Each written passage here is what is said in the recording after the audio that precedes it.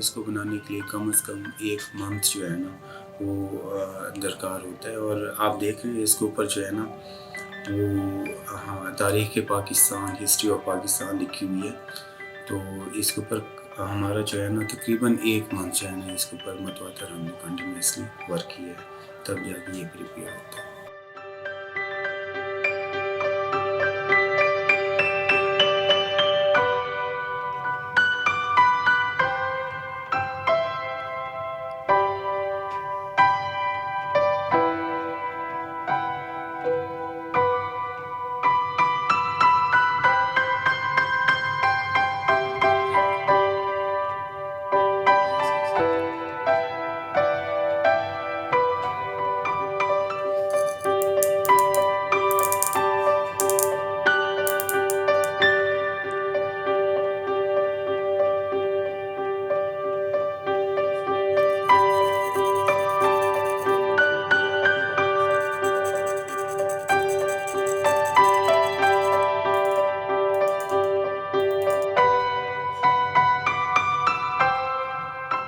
इसके ऊपर 19 सूरतें जो है ना वो कुरान मजीद की 19 सूरतें राइट की हुई हैं। आप इसको करीब से देखें तो जो है ना वो वाज़ेह तौर पर नज़र आएगी।